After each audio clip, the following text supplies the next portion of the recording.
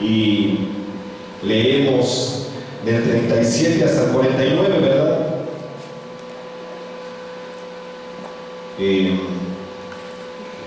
Hace 8 días se vio un poco de esto, ¿verdad?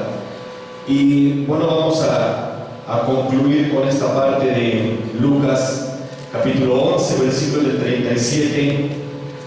Lo leemos todo hasta el 54. Una lectura, ¿verdad? Que el Señor nos enseña algo, muchas cosas. Entonces vamos a entender un poco más acerca de esta lectura. Dice, versículo 37, Lucas 11, 37. Luego que hubo hablado, le rogó un fariseo que comiese con él. Y entrando Jesús en la casa, se sentó a la mesa. El fariseo, cuando lo vio, se extrañó de que no se hubiese lavado antes de comer. Pero el Señor le dijo: ahora bien, vosotros los fariseos limpiáis lo de afuera del vaso y del plato, pero por dentro estáis llenos de rapacidad y de maldad. Necios, el que hizo lo de afuera, ¿no hizo también lo de adentro? Pero dad limosna de lo que tenéis, y entonces todo os será limpio. Mas ay de vosotros, fariseos, que diezmáis la menta y la ruda y toda hortaliza, y pasáis por alto la justicia y el amor de Dios. Esto os era necesario hacer sin dejar aquello. Hasta ahí. 37 al 42. Sí. El Señor le da a conocer a un fariseo algo importante. Y vaya que yo ahora en la semana, cuando anduvimos allá por el estado de Veracruz, nos tocó hablar con un judaizante, con una familia de personas que eran cristianas, que se volvieron judaizantes. Qué difícil es hablar con ellos, Qué difícil es hablar con ellos. Es muy complicado hablar con ellos. Y una de las reglas que tenían los fariseos era el lavarse las manos. Te explico algo. Hubo un periodo que Dios ya no habló. Hubo un periodo que Dios cayó. Un periodo de 450 años. ¿Sí? Que se le conoce en el estudio teológico como un periodo del silencio de Dios. ¿Sí? Se le conoce a este periodo por el hecho que Dios no habló más a Israel. A Israel no habló. Dios hablaba por gente como los profetas, hablaba por los jueces, hablaba por los reyes, hablaba Dios al pueblo a través de sus líderes como Josué, como Moisés, jueces como Sansón, ¿sí? Como Débora. Dios hablaba a los israelitas a través de personas. Dios por lo regular nunca habló con el pueblo. Dios hablaba con los líderes, con los representantes que Dios ponía a través del pueblo. Pero hubo un tiempo que se llamó el periodo intertestamentario. En ese periodo el pueblo no recibió la voz de Dios. 450 años que Dios no habló a Israel. Estamos hablando de aquellos días cuando Zorobabel sale de Babilonia y regresa a construir otra vez, a reconstruir la ciudad de Jerusalén y el templo, ¿verdad? Esa historia la vemos en el libro de Nehemías claramente, y ahí el Señor fue de esas últimas ocasiones cuando él habló. Ya no hablaba por profetas. ¿Qué hizo entonces el pueblo de Israel? El pueblo de Israel se inventó formas de escuchar a Dios. Y esto es muy delicado, porque cuando Dios no habla, cuando Dios no dice palabra, hay gente que se inventa. Dios me dijo, yo escuché a Dios. No es cierto. Yo recibí el llamado de Dios. Yo fui lleno del Espíritu Santo. Y cuando uno ve estas situaciones, uno siempre tiene que ver, cada vez que alguien le diga, cada vez que alguien nos diga, yo fui lleno del Espíritu Santo, ay, ¿a poco sí? No, debemos ver su actuar, debemos ver cómo camina su testimonio y su vida, su ejemplo va a decir si esa persona está llena del Espíritu Santo o es un cristiano carnal. Entonces, en ese periodo de 450 años pasó algo. Nacieron grupos como los que todos conocemos, ¿verdad? Nació los fariseos, nacieron los saduceos, nacieron gente como los escribas. Los escribas tenían un poquito más de tiempo, ¿sí? Si recordamos, Esdras era un escriba. No todos los escribas eran malos, no todos los fariseos eran malos. La mayoría era gente religiosa y se inventaban cosas. Una de las cosas que ellos se inventaron fue el libro del Talmud. Hubo antes de Jesús, tú lo puedes investigar, un rabino muy famoso en Israel que dijo mucha teoría técnica, que se llamó Maimónides. Tú lo puedes investigar. Maimónides. ¿Quién fue Maimónides? Fue un gran rabino. Bueno, dejó una escuela. ¿Y qué pasa con ellos? Dejaron la ley de Dios, el Tanaj, ¿verdad? Dejaron la ley de Dios, dejaron la Torah, dejaron el Tanaj. ¿Qué es el Tanaj? El Antiguo Testamento. ¿Qué es la Torah? El Pentateuco, los 5 primeros libros de la palabra de Dios: Génesis, Éxodo, Levítico, Número, Deuteronomio. Lo dejaron y se fueron hasta el día de hoy por libros de sabiduría humana. Y esto es real. Esto es real. Te digo, yo apenas la semana pasada platiqué con unos de ellos y ellos leen el Talmud, libros de oraciones. Me dice una persona,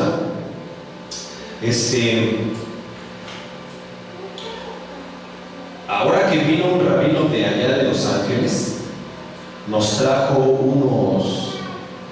unas tarjetitas con una oración en hebreo. Y yo, ¿y qué quiere decir? Pues quién sabe qué querrá decir, pero nos dijo que la traigamos siempre, porque es para bendición. Es como cuando antes traían a la virgencita, ¿no? Ahí en su cartera, ¿no? Como un amuleto, ¿verdad? O cuando antes traías ahí a tu niño de Atocha, ¿no? O a San Antonio, y todavía lo ponías de cabeza, ¿no? Para encontrar novio. Así que porque eso trae bendición. Entonces el judío dejó de leer la Torah. Si uno muchas veces se espanta por el hecho, uno se queda a lo mejor sorprendido por el hecho que en la Edad Media, el periodo del oscurantismo, ¿verdad?, se prohibió leer del año 500 al año 1500, 1000 años, que la Iglesia Católica prohibió leer la Biblia a todo el mundo.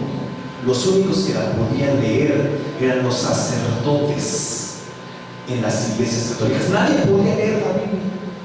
Nadie. Aquel que lo encontraba leyendo la Biblia lo acusaban de brujo, de hechicero, y lo quemaban. ¿Sí?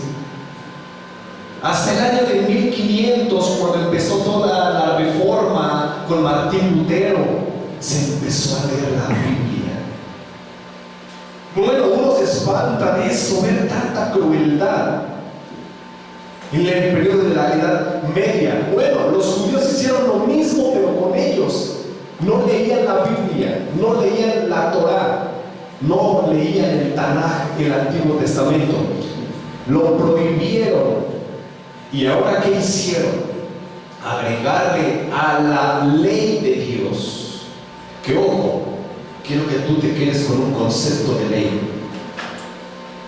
La ley para nosotros es traducida como ley. O sea, a fuerza la haces, ¿no? Eso es lo que nosotros entendemos. No, en el original la palabra ley sí significa instrucción. Eso significa ley. No, se nos tradujo a nosotros como la ley de Dios, la ley de Moisés. No, es la instrucción de Dios. Realmente, si uno analiza la instrucción de Dios, la ley, vamos a decirlo así, nos lleva a hacer cosas buenas en todos los aspectos de la vida, tanto religiosos como éticos como personales. Eso es la ley de Dios. Entonces, ¿qué pasó con los judíos? ¿Qué pasó con esos grupos de personas como los fariseos? Cuando llegan a ser grandes, bueno, ellos comenzaron a poner ley sobre ley. Si el Señor dijo a Moisés: descansarás el séptimo día porque es santo para mí. No es suficiente eso. Tienes prohibido prender la lumbre. Esto es real, esto no es mentira. Sí. Si el Señor puso reglas de higiene, ¿verdad? Si el Señor puso reglas de higiene, ahora una de esas reglas que pusieron, que no es propiamente del Señor, sino que la pusieron los fariseos, fue esta: lavarse las manos antes de comer. No como un acto de higiene, sino como un acto religioso. Y eso es bien importante que nosotros sepamos diferenciar. Sí. Como un acto de higiene, no. Fue como un acto religioso. Y qué importante es cuando alguien vuelve algo bíblico en religión. Sí. Por eso nosotros debemos de tener mucho cuidado con lo que oímos. Por eso nosotros debemos de tener mucho cuidado con lo que vemos, con quién platicamos. ¿Por qué? Porque cuando se vuelven las cosas bíblicas, espirituales en religión, nos va a llevar a no amar a Dios, sino a llevar una ley sin sentido. Sí. Ejemplo. ¿Qué decía el pueblo? ¿Qué decían los fariseos? ¿Cuáles eran las reglas? Si no te lavas las manos, ¿qué más da que te enfermes del estómago? Eso es lo de menos. Quebrantas la ley. ¿Sí? Si te enfermaste, eso es lo de menos. Ahora tú y yo nos lavamos las manos antes de comer y después de ir al baño. ¿Por qué? Por higiene. ¿Sí? Hay quien lo hace al revés. Hay quien se lava las manos después de comer y antes de ir al baño.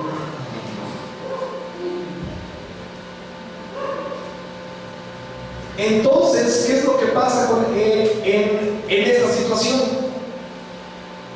Cuando nosotros volvemos como los fariseos cosas éticas en religión, nos vamos a volver religiosos. La gente en aquel entonces estaba siendo religiosa. Si no te lavabas las manos para comer, era un pecado. Estabas desobedeciendo la ley. No podías hacer eso.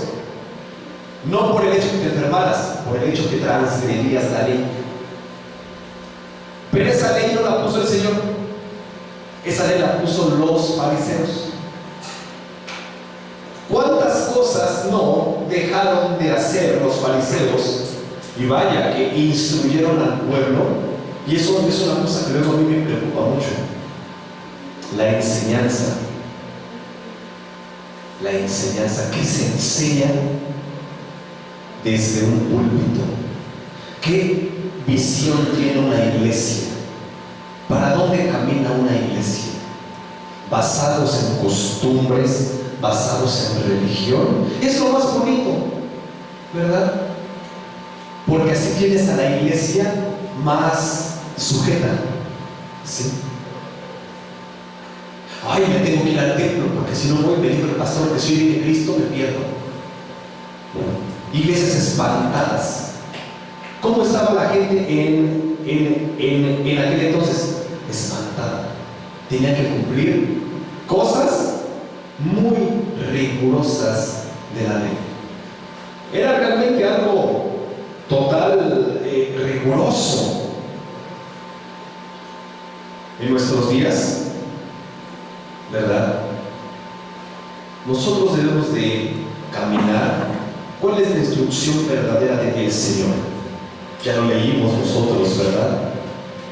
Romanos capítulo 14. Porque el reino de Dios no es comida ni bebida, sino gozo, paz, sí, en el Espíritu de Dios. Entonces, el verdadero camino a Cristo, el verdadero camino al Padre Celestial, el que nos lleva a Cristo, es el Espíritu Santo. Son dos formas para llegar a Dios. Primero, ¿quién te lleva a Cristo? El Espíritu Santo. Y ya que estás en Cristo, Cristo es el medio para llevarte a Dios. Y cuando nosotros volvemos religión a Cristo, no estamos aplicando el Cristo de la Biblia. ¿Quién sabe a quién estamos aplicando? No. Es pecado tomar coca. Es pecado ir al cine. Es pecado comer pizza. Y más de la Little Caesar, ¿no? Luego vemos a Axel, ¿no? El pecado no es comer pizza, el pecado es no invitar. Ese es el verdadero pecado. Entonces, ¿qué nos enseña el Señor? Curiosamente, Jesús entró a la casa de un fariseo para darle una lección. Entró a la casa de un fariseo para hacerlo entender acerca de algo que en su mente, en su religión, estaba mal. El Señor no se lo prohibió, ojo. El Señor nunca le prohibió algo más adelante. Y lo seguimos leyendo. Dice: necios, versículo 40, el que hizo lo de afuera, ¿no hizo también lo de adentro? Porque qué bonito es aparentar. Qué bonito es llevar una religión. Eso es lo más hermoso, llevar una religión, ¿verdad? Pero cuando nosotros vemos la Biblia y nos quitamos los lentes de la religión y nos ponemos los lentes de la fe, vemos la palabra de Dios de otra forma. El religioso siempre va a traer los lentes de la religión. Todo lo va a ver religioso. Todo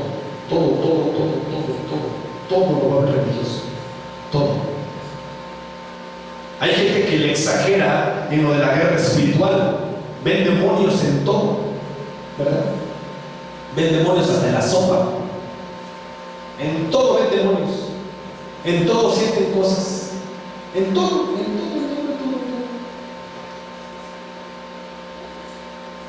Hay gente que es pecado todo. Ya en las iglesias, el pastor tiene que estar bien paradito en el centro y no se puede mover, porque si se mueve para acá, ya es pecado. Y si se mueve para acá, también, ¿no?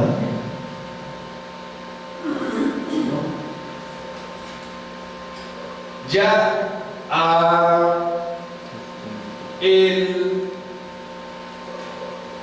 el contar un chiste ya es malo, ¿verdad? El reírse ya es malo,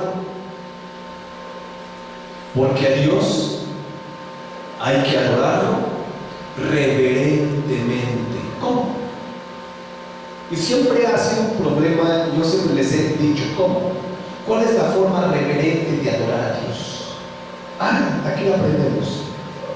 40 necios. El que hizo lo de afuera, ¿no hizo también lo de adentro? Pero den limosna de lo que tienen, y entonces todo os será limpio. O sea, este fariseo no daba limosna.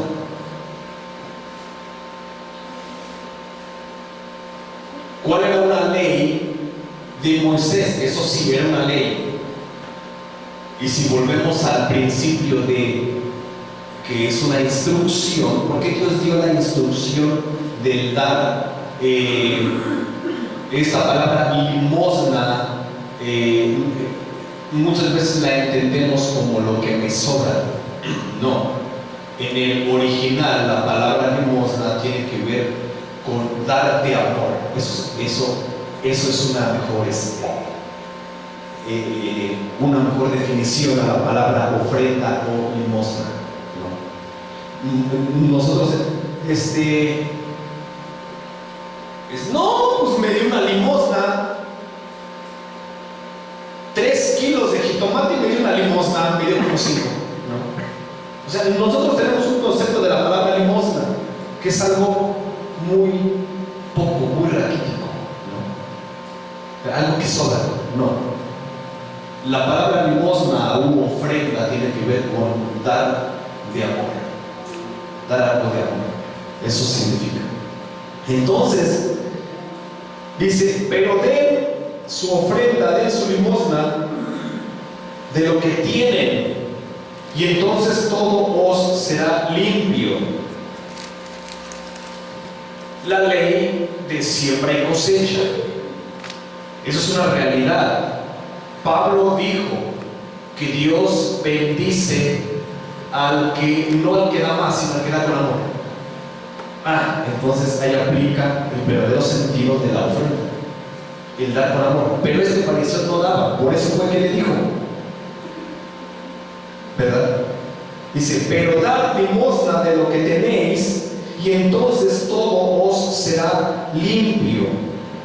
Mas hay de vosotros, fariseos, que diezman, y eso quiero que lo subrayes, es muy importante. Eso quiero que lo subrayes. Mas hay de vosotros, fariseos, que diezman la menta, ese es uno, y la ruda, y toda hortaliza, y pasáis por alto, también subrayé eso, la justicia y el amor de Dios.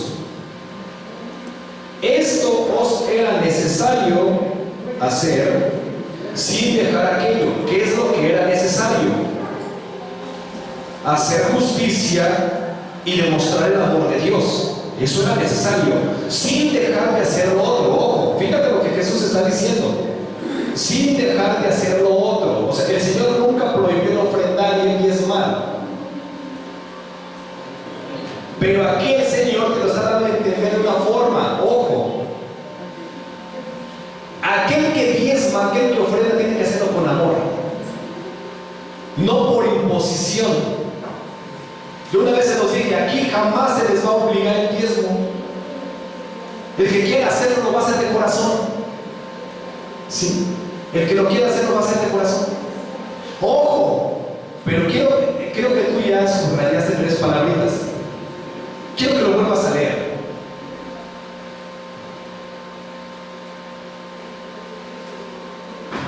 Mas hay de vosotros fariseos que diezmáis la menta. ¿Qué era lo que diezmaban? ¿Y qué es la menta? ¿Qué es la menta? Una planta. Muy bien. ¿Para qué sirve? Para hacer un té, ¿no? ¿Para qué más? Para aromatizar. Oh, ¿verdad? ¿Qué trae tu pasta? Colgate. No, yo uso 3, es lo mismo. ¿Qué trae? Olor a menta. Sirve para aromatizar. Entonces, fíjate muy bien, porque esto es algo que no se enseña en las iglesias.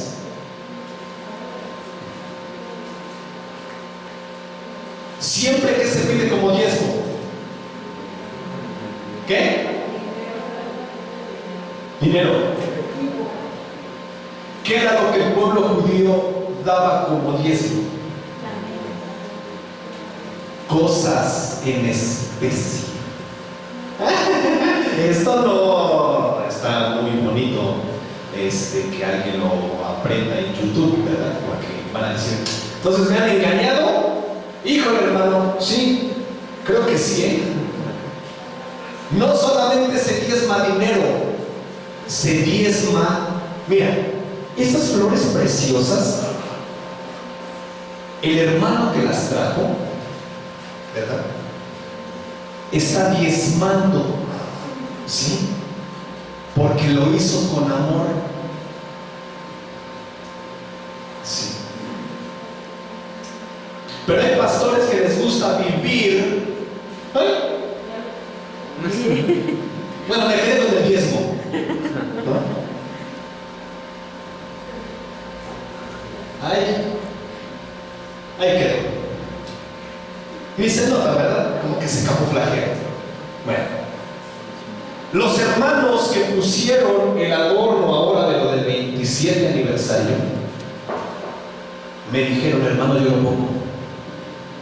Esto va de mi parte. Bueno, ahí está.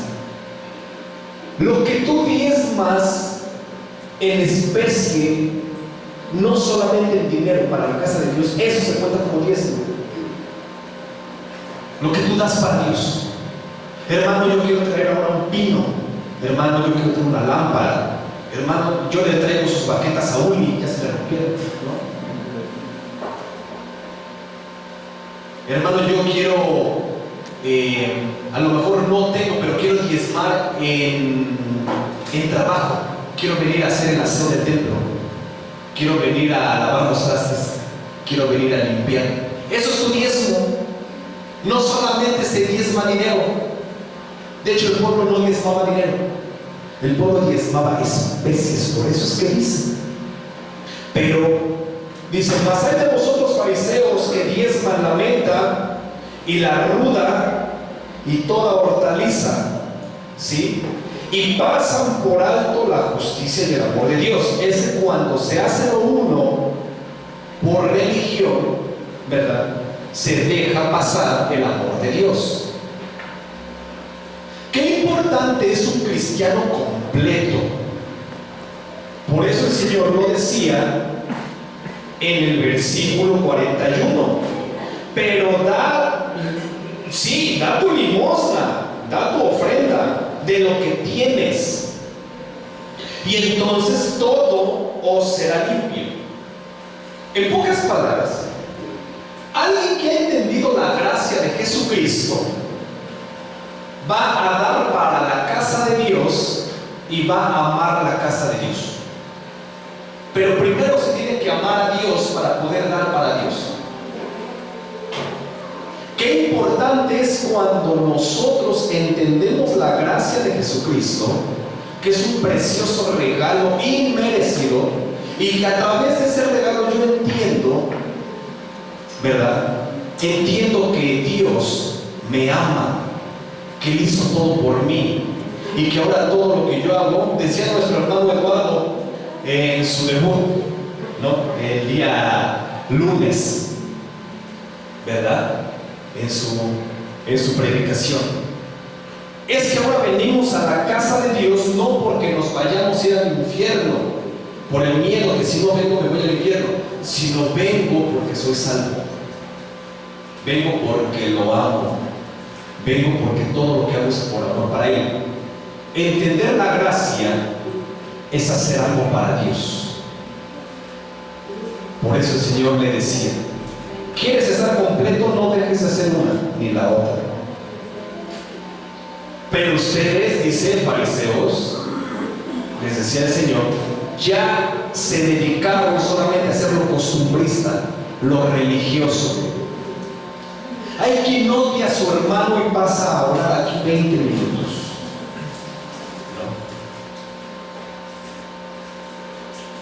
¿No? Recuerdo muy bien esos días, que fueron días muy bonitos, cuando quitamos el velo. Fue el escándalo. No de todas mis hermanas. Los hermanos, pues ya no usan, ¿no? Pero de las hermanas, muchas, no todas. Pero eso es un escándalo. ¿Cómo que se quita el velo? Estamos en pecado, ya dejamos la sana doctrina. Por cierto, terminando Romanos, vamos con doctrina. No vamos a entrar a Corintios. Vamos a ir con un poquito de doctrina. ¿Sí? Porque es más fácil hacer lo religioso que llegar delante de Dios y ponernos a cuentas. Eso es lo realmente difícil. ¿Qué nos manda el Señor? ¿Qué nos pide el Señor? No dejes de hacer uno. Si das para la casa de Dios, da con la conciencia que lo estás haciendo para el Señor y porque amas a Dios. Porque hay gente que nunca apoya, nunca hace nada para la casa de Dios porque no aman a Dios.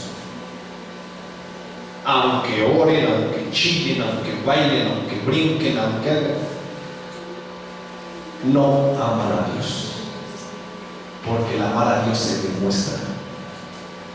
¿Cómo? No con llorar ni con decir ¡gloria a Dios! No, con hechos. Y esta gente decía: pues vamos a ofrendar, con eso ya estamos bien. Pero pasaban por alto la justicia y el amor de Dios. Ya no se demostraba el amor de Dios, ¿verdad? Ya no. Es triste que ahora iglesias ya son sectas. Ya las iglesias se están volviendo iglesias sectarias. Cuando llega alguien nuevo, ¿y usted de dónde lo sacaron? ¿Qué viene a hacer aquí? ¿No? Y no entendemos que el verdadero significado de la iglesia es que aquí puede entrar todo pecado. Pero ya se perdió esa esencia. Ahora solo entra el que cumpla con ciertas características, que sea bautizado, ¿no?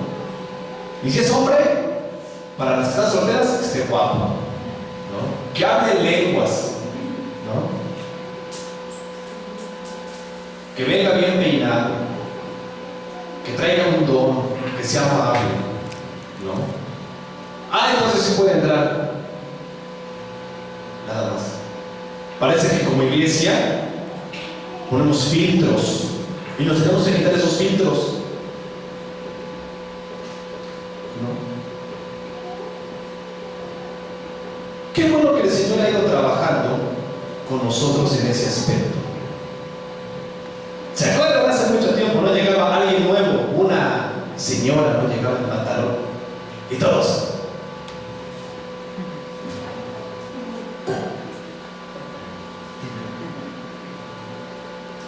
¿No?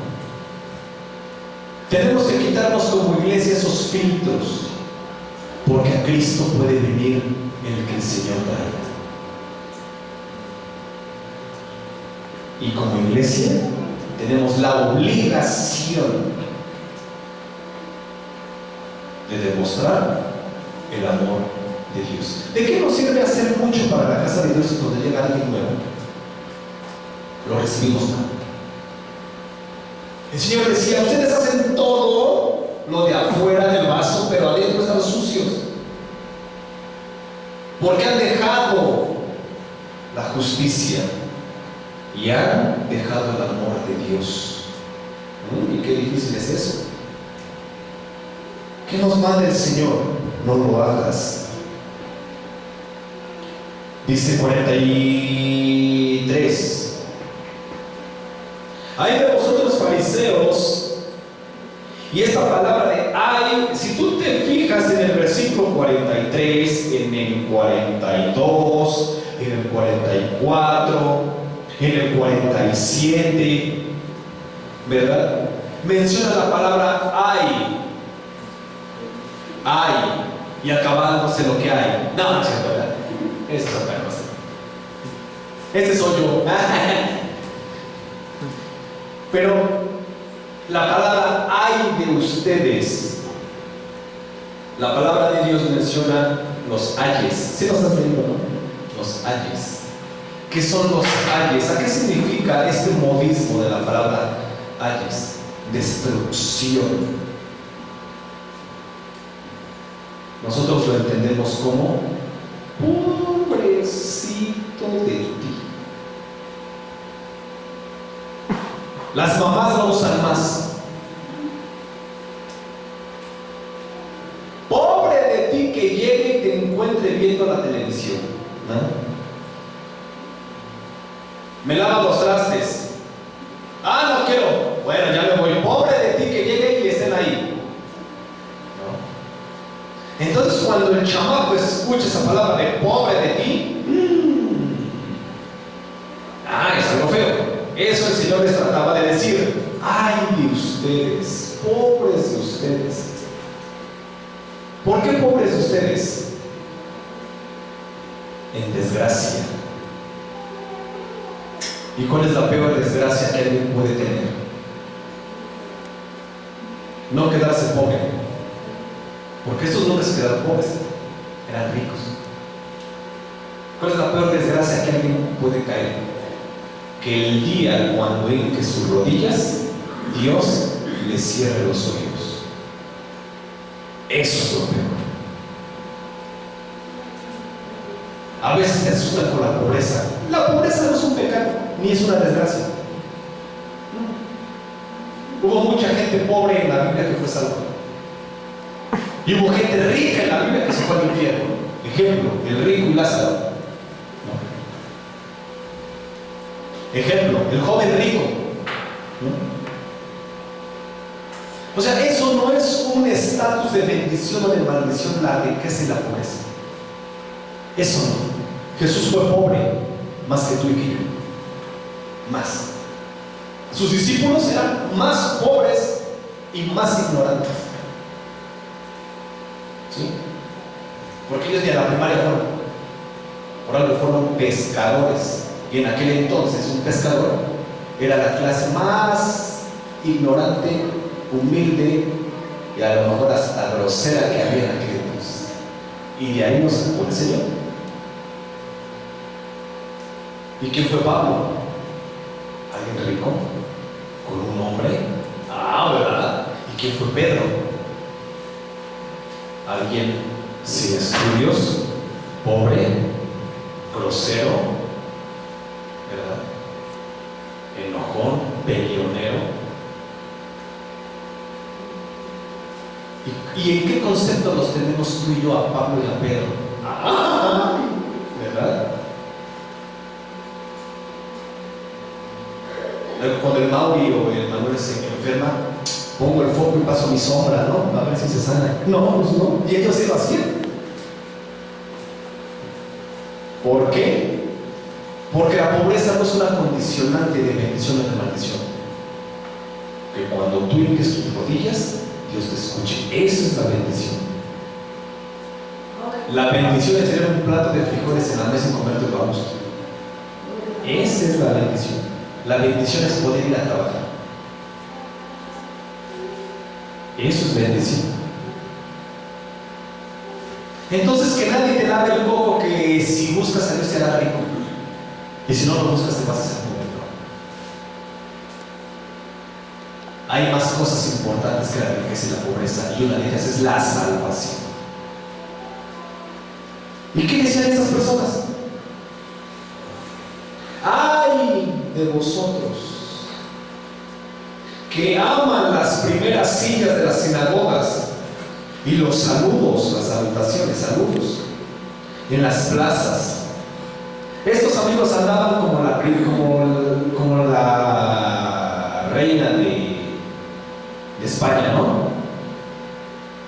Corto, corto, largo, largo. Andaban saludando a todo el mundo. ¿Por qué? Porque cuando tú vas por la calle, ¿verdad?, y llevas a un conocido y saludas a todo el mundo, ¿qué es lo que te dicen? ¡Órale! Todos te conocen. ¡Hola! ¡Hey! A todos, ¿no? Vas en el micro, vas a por esa vez, ¿qué pasó? Y órale, todos te conocen. Es famoso, ¿no? Ya hasta los rateros lo conocen, ¿no? Están asaltando y buenas, buenas. Órale, todos lo conocen. Aman las salutaciones, decía el Señor. Aman que los vean, que los saluden. Mas hay de ustedes, les decía, que aman las primeras sillas en las sinagogas. ¿Y qué es una sinagoga? Una sinagoga es una casa de estudio. Una casa. Los judíos tenían su casa y tenían un lugar para el estudio de la Torah. Eso era una sinagoga, un lugar preparado solamente para el estudio de la Torah. Algo como lo que nosotros conocemos como el templo, pero en chiquito. Sí. Y dice la palabra del Señor, 44. Pobres de ustedes, escribas y fariseos, hipócritas, que sois como sepulcros que no se ven, y los hombres que andan encima no lo saben. La doble cara, ¿verdad? Dice el Señor, pobres de ustedes, pobres de ustedes. En pocas palabras, resumiendo todo esto, ¿qué es lo peor que le puede pasar a una persona? Ser religioso y no vivir en la gracia de Cristo. Es lo peor. En pocas palabras. ¿Cómo tú puedes definir en un solo contexto, en una sola idea, la desgracia de una persona? Ser religioso y no disfrutar y no vivir en la gracia de Cristo. Eso es lo peor. Por eso el Señor les decía, pobres de ustedes. Sí, pobres de ustedes. Sí. ¿Qué nos manda el Señor? No dejes de amar a Dios, no dejes de aportar a tu iglesia, pero tampoco dejes de amar a tus hermanos. Tampoco dejes de demostrar el amor. Si no lo hagas, debemos de ser conscientes que para ser completos no podemos dejar una y la otra. El amor de Dios se demuestra de alguna o de otra manera. Sí. El amor de Dios se le va a demostrar siempre de alguna o de otra manera, con una pequeña acción, pero puede decir mucho. ¿No? Todo eso lo podemos hacer. Bueno, lo leemos hasta el 54 en casa y lo vemos dentro de 8 días. Ponte de pie. En tierras vivas escogiste